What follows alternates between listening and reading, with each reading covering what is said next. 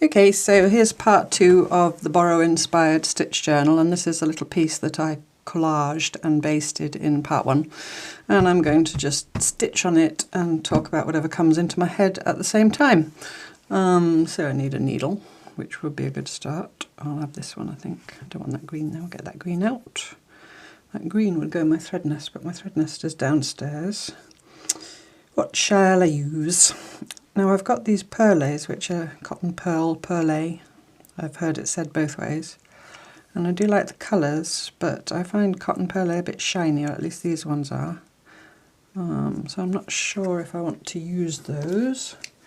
I've got this vintage embroidery floss, so I do like that, but I maybe need something light as well.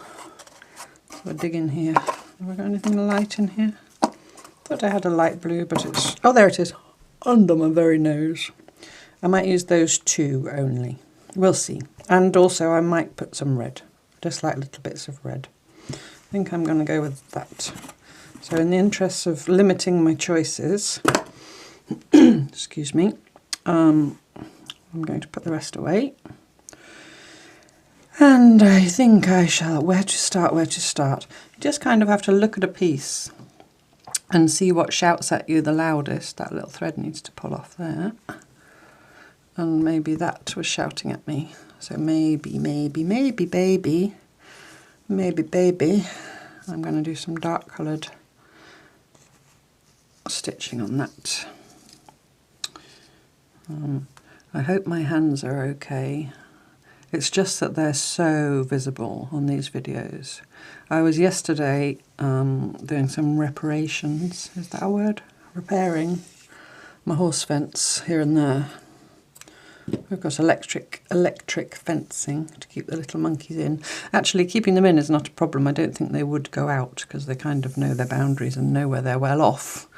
It's more that within the fields there are paddocks, you know, I have a kind of a track system. So there's a perimeter track going around the entire edge, which they always have access to, because that way they're both hardy outdoor living horses. Neither of them have I can't say it. I'll start again. Neither of them has ever been stabled in their lives. And around the edge of the field are lots of hedges and trees and so forth. So I like them to have access to the entire perimeter all the time, so that they can decide where they want to stand out of the wind or in summer out of the sun and so on. So that's all around the edge. I don't know if this is interesting, but anyway. I've started, so I'll finish. Yeah, so in the middle, it's a big L-shaped field. It's about 3 or 4 acres, I think, in total. In the middle, there are 2 huge paddock areas, which are then electric fenced off. And then I divide those up as per what the grass is doing and how fat they are and so on. This is not good for horses to be too fat. Not good at all. So the fences they break through are the internal fences between where they're supposed to be and the long grass that they haven't eaten. Those are the fences they go through. So those, it's more important that they have electricity on them, really, than the perimeter. So that's what I was doing yesterday, my long rambling tale, messing about with, and some of the fence posts needed replacing because they were getting rotten and so on. And it was quite a messy job. And then I had 2 muddy horses that, of course, wanted scratches and cuddles at every opportunity, hanging around, because the minute I'm messing with the fence, they're always hopeful that they're going to get new grass. So my hands are a state. I've given them a good clean, but I hope they're okay. So I'm just going to do a straight line of back to the point of the video. It's not an equestrian video at all. Just going to do a straight line. I'm just kind of going where the needle takes me, really. And this is very much, again, inspired by the kind of Boro mending that you see on those beautiful vintage Japanese pieces. And when I get to there, now you see I also at the same time want to do maybe something here and there where the edges of the bits of denim are. So while I'm here, am I going to do something with that little edge? I might do. Hope you can, yeah, I'm in shot. I might, well no, I'll tell you what I'm going to do. Keep it simple. I'm just going to, I'll tell you what I'm going to do. I'm just going to go to the end of that little, and I'm stabbing because that's quite thick, stab stitching rather than going in and out in one movement. I'm going to just anchor that edge down. And this is what it's all about for me, you know, it's not really planning ahead, it's just, because I'm now wondering if I want to do something there. No, I think I'll come back and do that later. So I'm going to go back. It's not planning everything down to the final stitch before you start. I'm going to take my cardigan off because it's quite warm here. And I don't want to turn the heat down because if I do that it'll get cold. I'm at that age. I'm sure many of you will relate. Too hot, too cold. Too hot, too cold. You know that thing when you're in bed, when with all the blankets or covers or quilts or whatever you've got on your bed or all over you, you're too hot, and without them, you're too cold. And what's just right is when you're under all the covers, cocooned, but your one foot is poking out at the side. Does anybody have that? And that's just the perfect amount of cosy and coolness combined. Or am I talking utter nonsense? I don't know. One makes these assumptions that what one does is, you know, something that a lot of people do. Sometimes one finds out that one is distinctly weird, and I don't know why I'm calling myself one like I'm royalty. But anyway. So I'm just going back the other way. And as usual, what I like to do when I'm stitching is play with the tension a little bit. So I might, it just depends, I might pull it a little bit tighter because then you get little ripples in the surface of the cloth, or I might just leave it loosey-goosey. Just depends on my mood and what I'm making. And I know I've got some leeway in the size, I'm sorry, in the size of the cover. I made it a bit bigger than, well actually I haven't cut the pages yet, so it doesn't matter what size it ends up. It's all part of the making things up as you go along, not pre-cutting everything. Excuse me. Because when if you pull up a lot and do a lot of stitching, it can affect the size quite considerably. It's worth bearing in mind if you do make something and you want it to be a certain size, that you need to factor in shrinkage. Do you see there? That's coming out because I didn't overlap enough. I'm going to peep underneath. Oh no, it's fine. It's because it's, you know, there's denim underneath. It's just because that's sat on the edge of that. Sort that out when I come to it. But here it's quite thick, which was what I was going to say. So instead of going right the way through, I'm just going to pick up the layer of this little cotton patch and something denim underneath. Not sure what, I think it's probably this. So that, do you see? Can you see? You see my tiny stitches on the back where I've gone right through. They're tiny because it's thick, so the thread's done a big journey either side. But there's a length where there's nothing, because I didn't go right through. So don't be afraid to do that. Everything's held by the basting, so don't fight it. Find a way around it. Don't struggle. Certainly don't hurt yourself poking needles through thick things. So when I come here, I'm not going to carry on because I've already stitched that edge down. And I quite like things to be a bit randomish. I'm just going to go through on the back to the beginning of my next line. I do like to try and trap the edges with a good few of the stitches. It's a little bit of a control-y thing. Do you see this? So I'm having that stitches coming off the edge of this cotton patch, and then it's going to go over it, so it's going to just hold that edge down a bit. But I'm not really concerned about the size of the stitches or the size of the spaces or anything like that. Now here, what I might do here, because of that, is do some stitches like this. So I'm just going to jump over there and take a bite of that denim, like that, and then jump back into the cotton. and just do, it's like a kind of overcast type stitch. And again, you're kind of mimicking that randomness that comes from pieces that evolve over time, rather than something that you are making from new. I mean, it's all smoke and mirrors because obviously it is new, it's old cloth, but it's newly made. So just as if that had ripped at one point and it needed a mend. Am I going to now do that? No, I think what I want to do is go back to my straight line. I'm going to come through like that. And I'm going to come back up here where I would have been if I'd carried on in my straight line. And then I'm going to carry on in my straight line. And again, it's thick, so I'm going to do this through. And I want to catch that edge, even though it's basted there. Through and back again. And then I have to decide where I'm going next.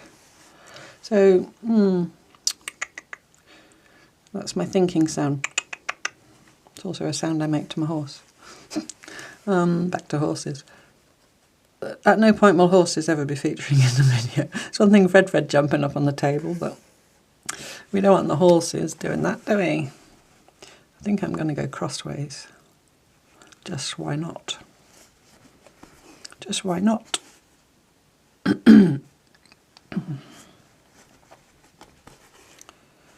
Which will only take 3 stitches. And I might not go crossways all the way along. Again, and you're kind of mimicking that as if it's been done not all in one go, but in, you know, over time, here and there.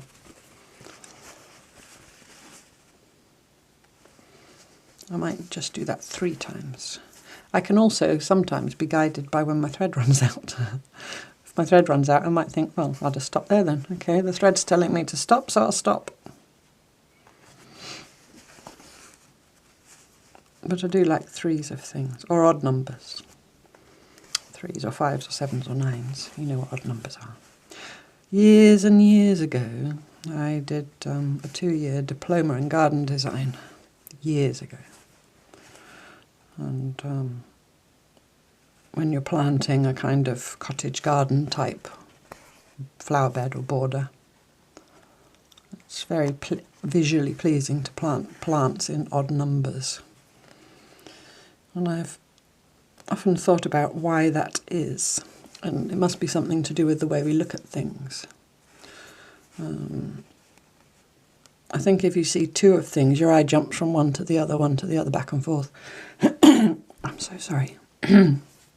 But if there's an odd number of things, then you have to make more of a journey with your eye. Does that make sense? Does that make sense? I think I'm going to just stitch along that line there. But how am I going to stitch? Am I going to go little stick stitches? Or no, I think I'm just going to do a straight line. But it's quite thick.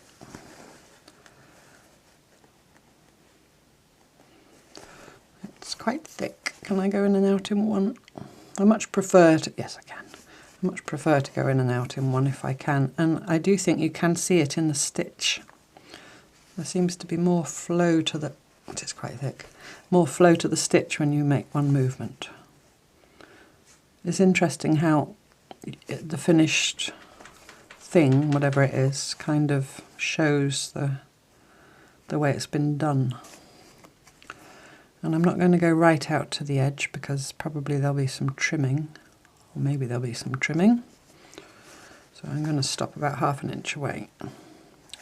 Now you see I've got a bit of thread left. I could come back in and do one more line.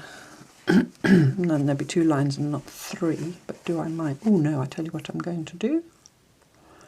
I'm going to turn those into crosses and just go off the edge of that like that. Little crosses. Don't pull it too tight, Catherine. It will pucker in an unpleasant way. See those? Can you see them? I think so.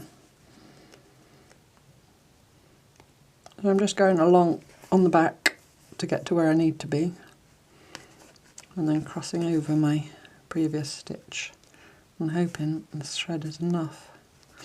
just do those last 3. Oh, it's gonna be close. Cross your fingers for me. If it did run out, I probably would just leave the last 1 or 2 uncrossed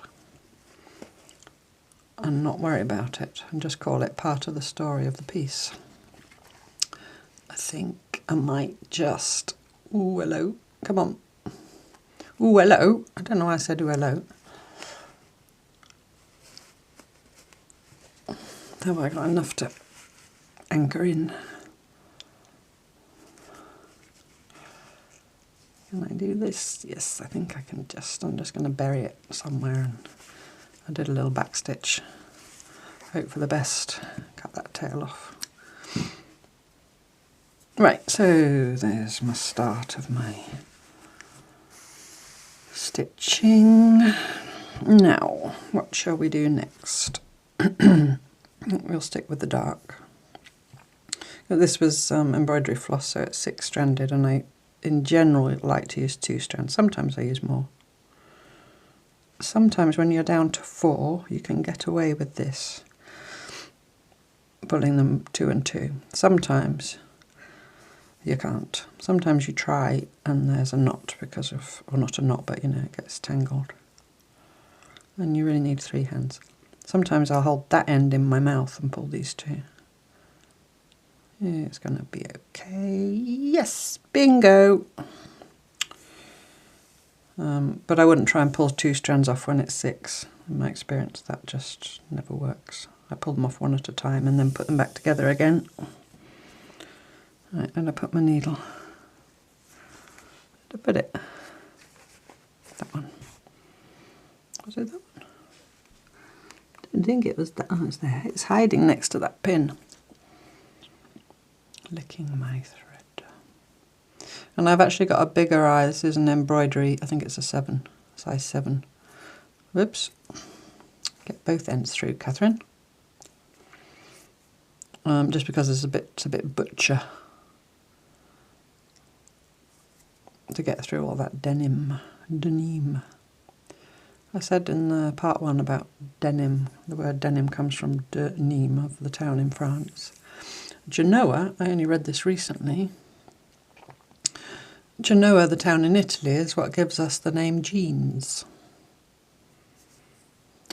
I did not know that until a couple of days ago. So I need to read more about that. I do like to know about things. I think it's the librarian in me. I trained as a librarian years ago. It makes me want to go and look things up all the time. There's another... Stop pulling at things.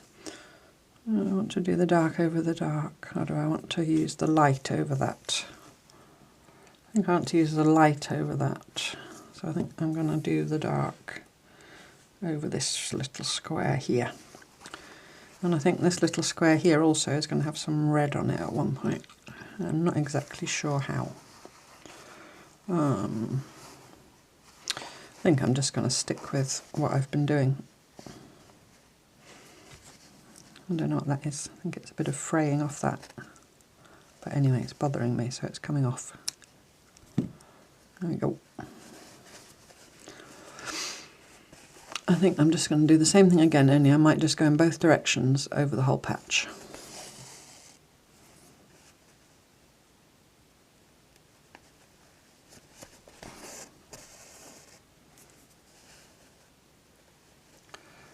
Just because I like that look. When you stitch running stitch one way and then you stitch across it the other way, you get, sometimes you cross your stitches. So you get little crosses, but they're very random because I just let them happen when they happen. Sometimes, of course, you try and control it, or you do control it and you make a cross somewhere, deliberately. There we go. Turn it round. And I try and stagger. I wouldn't want to start every edge stitch in the same place. You could, but what I probably will do here is go further out slightly, and then that's going to be quite a big stitch if I then go into there. No, I think I'm going to do a back stitch because I was a bit far away, rather than pull it out and do it again. I'm going to do that and then go into there. Just to try and keep that sort of random look to it rather than it all being lined up. Again, personal choice. If you like it to all be lined up and symmetrical, then you go for it. It will be beautiful, it will be yours.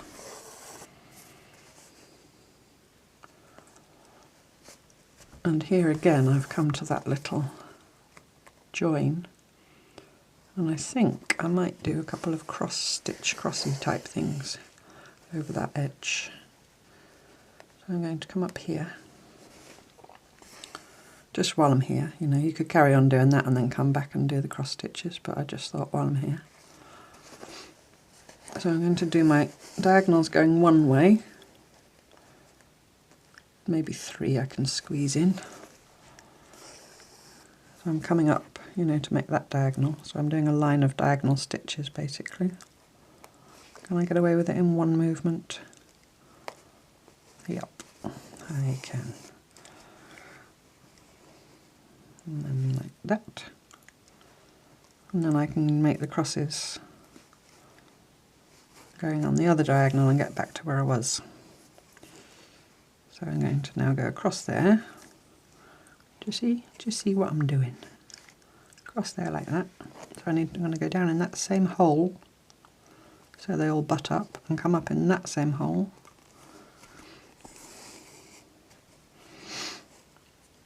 And the same thing again, down through that hole. Hope you can see.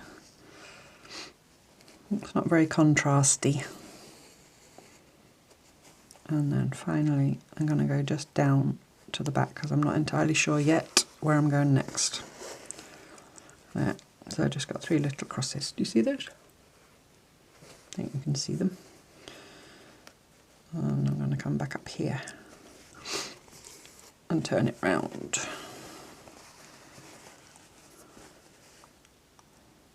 And carry on doing my straight lines. So yes, I was outside yesterday for most of the afternoon. It was finally sunny and not raining, so it's been raining for ages. And it was lovely to be outside doing stuff. Do you know what? I'm going to do some crosses there as well, I think. So I'm going to take a tiny stitch to get me in the right place. And do the same thing on that edge. So I'm going to come over there and up there and put my diagonals, diagonals going that way. I'm just kind of visualising in my mind where the cross will be for the placement of the diagonals. But I'm not that bothered if they're even and all the same size and all that. And then back in the same hole but on the other diagonal. Do you see? I have a great tendency to put my thumb over the stitch when I've made it, which the purposes of which is it kind of mashes the stitch into the cloth and makes it more integral. But I realise that's not helpful when you're watching me. So my great big thumb over the stitch, and you want to see the stitch and not my thumb, I'm sure. There we go. So then we've got 3 there and 3 there. But because that patch wasn't straight, they're slightly staggered, which I find quite pleasing. Quite pleasing. So come back up and go back the other way. And of course, if you wanted to, because I've just done 3 little patches front and back, and I'm probably, in the interests of not being here all day, going to only stitch over the patches and anchor down the edges as I've been doing. But there's nothing to stop you going over the whole thing, and in fact the more stitching you do, I always think, the more beautiful it gets.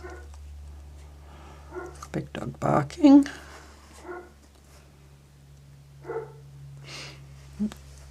I know that's just a bark because he can hear something outside. That's not that there's someone at the door or anything. And there goes Stella.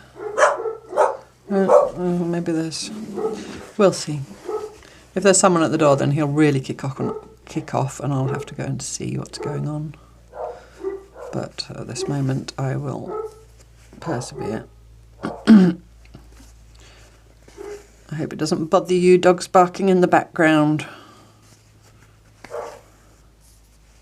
The big dog stopped, which means it's nothing. The little dog is... Oh, now he started again.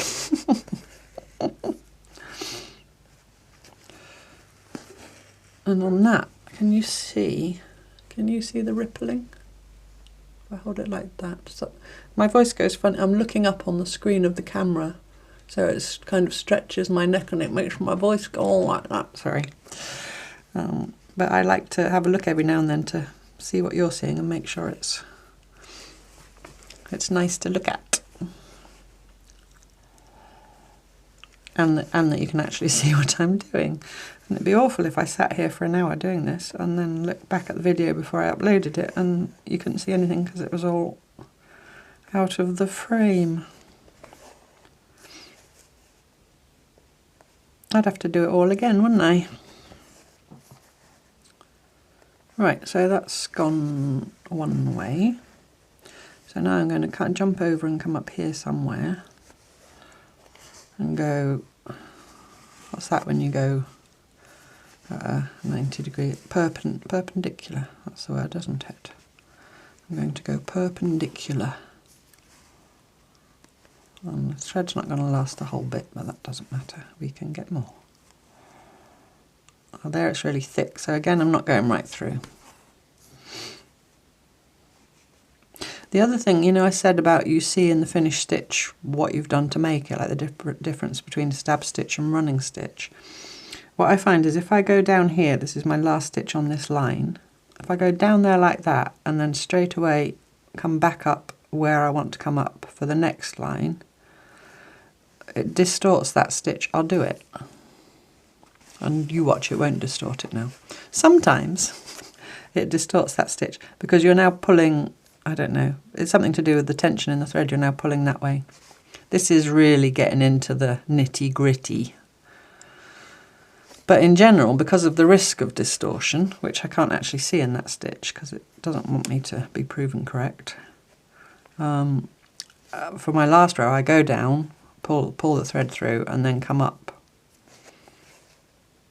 But it's just, you know, whether it worked there or not is beside the point, she said, desperately trying to get back some kind of, what's the word? Like she knows what she's talking about. It's just part of the paying attention to what you're doing while you're doing it. Pay attention to what you're doing, how you're doing it, and what the results are. And that's all part of the slow stitch ethos for me. And enjoying the process. It's also observing, you know, observing the process, noticing. It's that noticing is a better word than observing. I'm going to end that and get a new bit. Whoops. So I just literally take a little back stitch. It's only really if I'm doing piecing or stitching construction type stitching, you know, piecing or making a bag or something like that, I would really do the knot and loop type thing.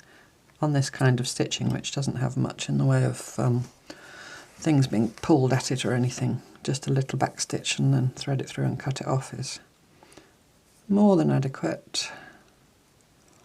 Get the two ends to roughly line up. And then I pull it through like that just to make sure they're all laying next to each other. The two threads. Lick the thread. Thread it through. Come on. Oops. My hands are all, you know, from being out in the cold yesterday and messing with fence posts and electric fence and stuff like that. They got dry bits on them. Winter hands. And I have put hand cream on, but it hasn't completely got rid of it. Right, where was I? I'm going this way, aren't I?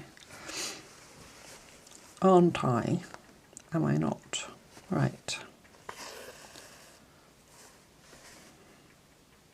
So I'm going to take quite a big stitch there because that edge is quite frayed and I want to get into the main body of the cloth. Knowing from previous experience that part of the stitch will be hidden in the fraying, so it won't look like a great big stitch.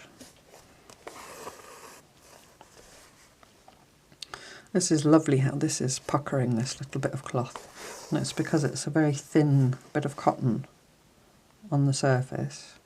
Now I'm going to do that thing with, sorry, halfway a sentence, I digress.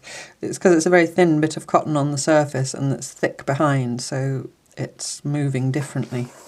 Again, that's part of the noticing. And I'm now noticing that I've got a knot. There we go. So I'm finishing that stitch, and then in a separate movement I'm going to come up from the back because of that distortion that didn't really happen. But does sometimes, I can assure you. And I'm going to come back the other way. You can imagine if you use this to mend, this technique to actually mend clothing, when you stitch this heavily, and if you had an actual hole in a pair of jeans, for example, what I sometimes do is put something behind as well, like something quite thin behind, and kind of sandwich the hole in between the two. And the other thing to do is make sure that your patch goes well into good cloth. Don't try and stitch into worn cloth. So it needs a good foundation. And even then, invariably, mends go around the perimeter, and then you have to mend them again and again and again. Once you start mending, it's a commitment you make.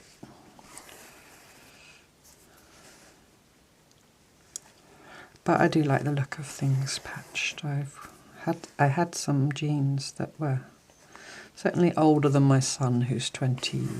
How old is he? Is he 20? No, he's 21. I had to do a sum of the years. He's 21. Changes every year, so I can't keep up. So yeah, the jeans were certainly older than him, which isn't very old for jeans. Jeans can be much older. But they were very heavily patched all over knees and, you know, other places that shall remain unmentioned. But you know where jeans wear out. And at one point they just ripped along the seam in one of those places where jeans wear out that shall remain unmentioned. And I just couldn't, there was no scaffolding anymore to hang anything off of. So I cut them up. I cut out all the mending work that I'd done, which must have been many, many hours over the years. And I used those bits in a pinny, an apron, like you know those crossover aprons that you can make just from one piece? Well, I made one out of sheet just as a foundation, you know, just cut out the shape. And then onto it I sewed, among other things, the mended bits from these old jeans. I don't know if I can show it to you at one point. Maybe in the summer I can actually wear it outside and show it to you. There we go. So there's that little patch all done. So now I have to decide before I cut this thread off, am I going to do anything else in this vicinity? Or not. I think I might. No, I think I'm going to stop there because I want to do something along that edge, but I'm quite fancying the idea of red because I like the red on that dark and I like the red on the grey. So I shall finish this off. Just do a back stitch into only the old sheet on the back and then go in a bit further away, come out again. I haven't gone right through, obviously, maybe not obviously. So, so on here now, just to assess, I want to do the red here like I said. I'm not sure what I'm going to do here. And I need to do something here and I need to do some stitching on there, but I wanted to do that with the lighter colour. So I think I'm going to go over to the other side and I might do the same thing as I did there on this little patch of vintage kimono cotton. just because, I don't know why. Because they're very similar in colour and shade and tone and all that. And I think, although they won't really be seen at the same time because you have to turn the book over, it's quite nice to have little echoes, you know, little repeats of things. And the edge isn't straight, but I'm going to stitch straightish rather than follow the edge. That's that bit that had all that lycra, if you remember, if you've watched part 1 when I assembled it. And it's really, I wouldn't want to stitch loads of it, let's put it like that. But I like the curve, I like the curved edge. I'm going to, I want to do something on that curved edge as well. I'm going to do that straight away. Maybe I will. I think I'm going to just come in 1/2 inch-ish from the edge. Just going to do stick stitching. I don't know if there's a word for this. It's kind of an overcast stitch, but it's not really. Because I do it on the flat sometimes, not on an edge. Just a row of vertical stitches.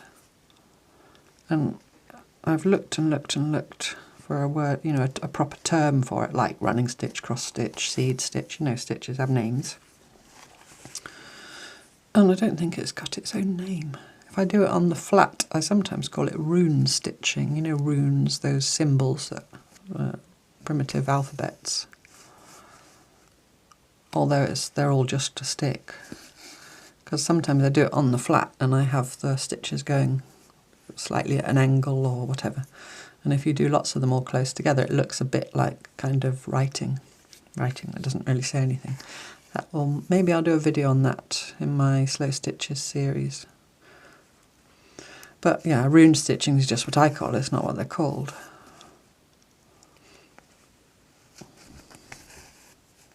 Ooh, cat hair.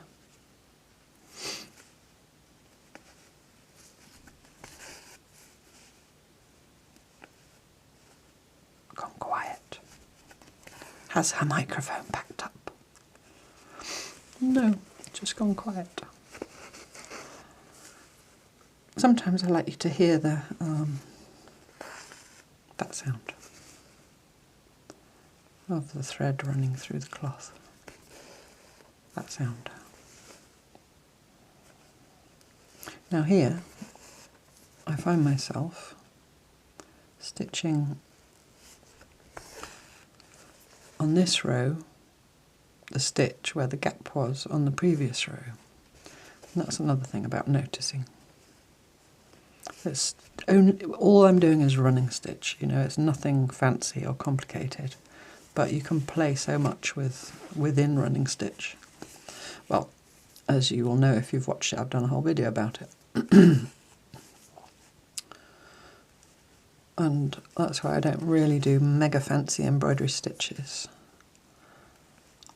I think the fanciest embroidery stitch that I do is Cretan stitch, and I'll show that at one point.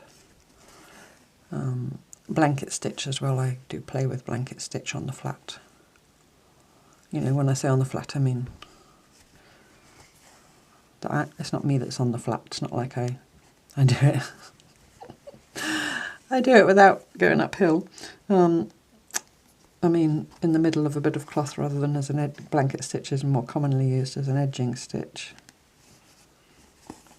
And you can play with blanket stitch on the flat because you've got the little up one and the loop across that you catch, you know, to make the... So I'll definitely do blanket stitch on the flat at one point.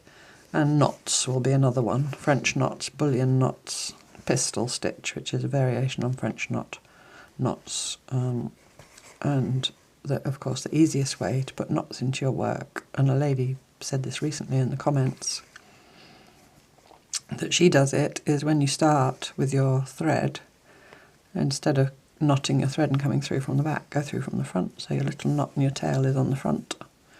And I think that's a really lovely thing to do as well.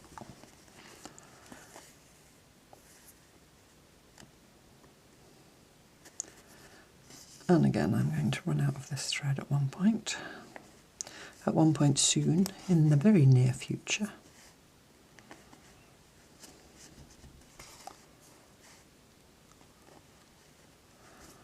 I'm going to have to get a new bit. It's gone so quiet and peaceful. I sometimes wonder if I can't hear the little dog because she's not. No, sometimes she's curled up behind me on my. There's a little, what they used to call a nursing chair, you know, a little low upholstered chair for mums to sit with their babies. And I have that in here in my studio, so I've got a comfy chair if I want to sit in here and do hand stitching when I'm not doing it here at my desk, so that you can see. And she often curls up on that.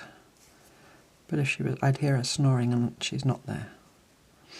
So she's either peacefully sleeping on my bed with the cat, or she's up to no good.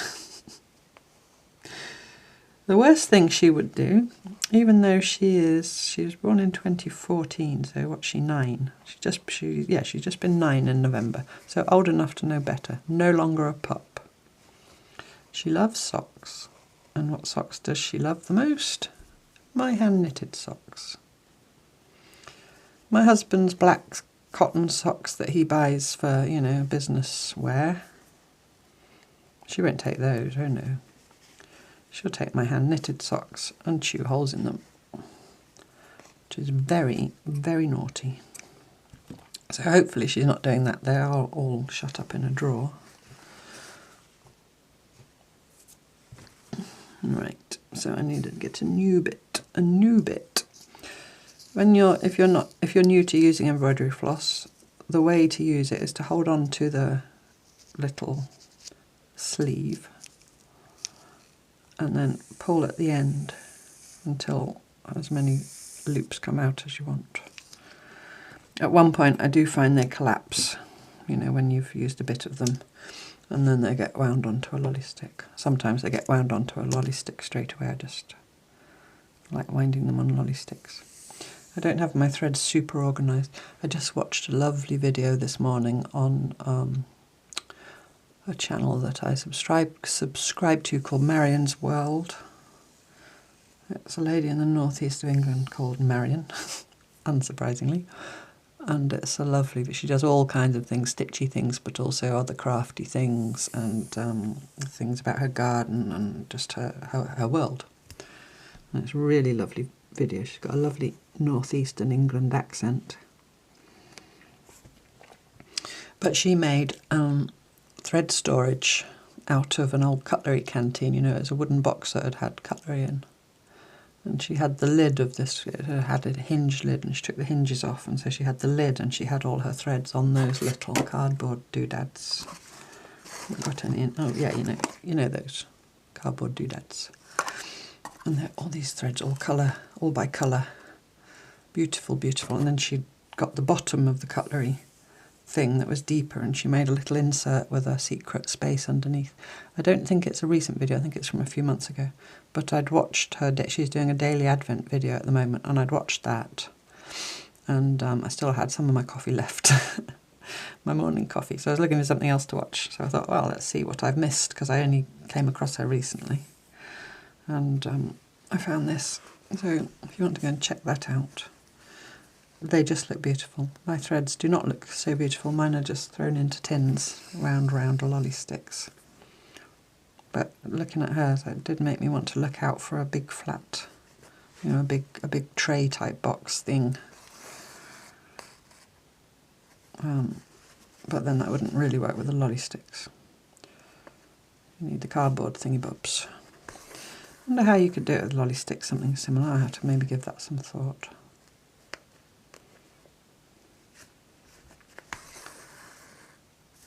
So that's the very edge of that one, and now I'm going to go the other way. But yeah, do have a look at Marion's World, because I think if you like, she's different to me. You know, we're all different. But I think people that like me will like her, and maybe vice versa. I don't know. That's just my impression. Have a look, see what you think if you don't know her already.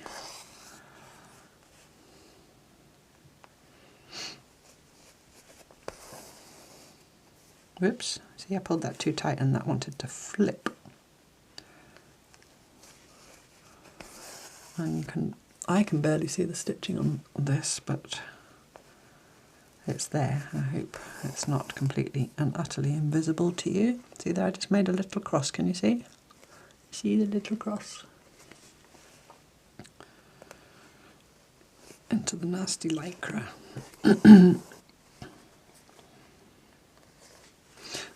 I recently, well, it's uploading now, all being well, have done a video which will be uploaded before this one comes online.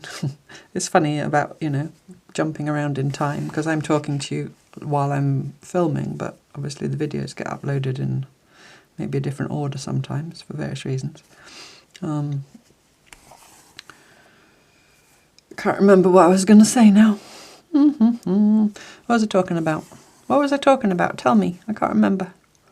I just uploaded a video about what you'll need for the weekly slow stitch. That was it. Next year, if you want to join in with that project. Just to clarify, well, the video tells you what you'll need. But just to clarify, I did say in my introduction to slow stitch video, which was a whole month ago or so, about if you're on Instagram and Facebook, and apparently that has caused a little bit of confusion here and there. I'm going to cut those, I don't want to pull them anymore. You see what's happening is then the white's showing. It's caused a little bit of confusion. Some people thought that you had to be on Facebook and Instagram to take part. Absolutely you do not. All the excitement will happen here on YouTube. Unfortunately, I would love to do live, and hopefully one day I will be able to do live, but I just can't at the moment because of the internet.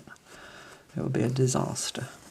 But anyway, so there will be a weekly video showing the project for that week.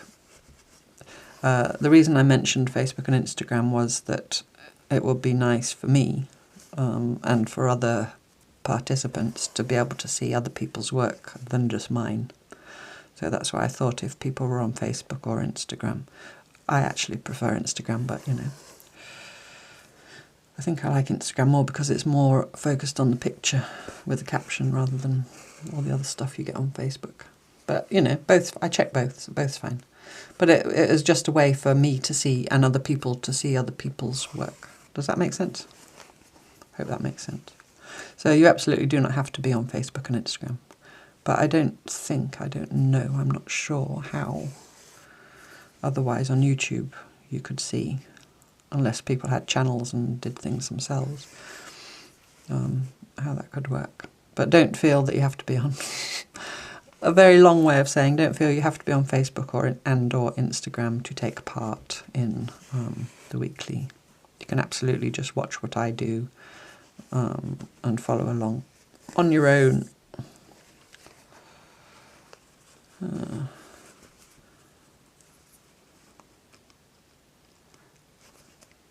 And tell me in the comments, you know, if you've enjoyed it or if you didn't enjoy it, or what you can put in requests through the year as well, because I'm very confident that I can think of 52 different things to do, because I've made many stitch journals over the years, and if I run out of ideas in my brain, I'll just go and look in my stitch journals. But maybe one of you might think of something as an idea, and you know, you can absolutely make suggestions. Not saying I'll do what you say, because I'm a law unto myself, but you can absolutely make suggestions. Now here it's gone a bit weird. So now I have to make a decision, do I want to do a super big stitch right over all that? See, I can sit for hours just pondering one stitch. I'm going to do a super big stitch. I'm going to do a super big stitch and I'm going to pull it quite tight. Does it jump out at me? I think it's okay. I think it's okay. I was so overwhelmed with the response to the stitch meditation scrolls. If you haven't seen that, then do have a look. I just made that video as a little extra aside, purely because in another video when I was showing one of the Japanese rice bags that I've made, the scrolls happened to be in it, and I thought, well, you know, maybe I'll just show them, because it's just a little thing that I do, a little thing that I've been doing for quite a long time. And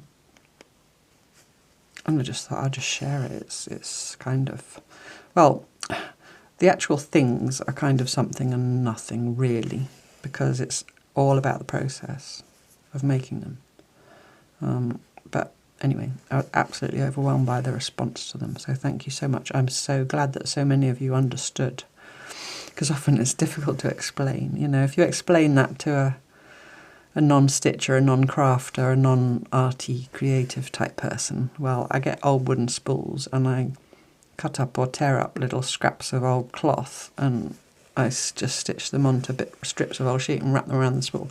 They'll look at you like you're, you know, a sandwich short of a picnic, as they say.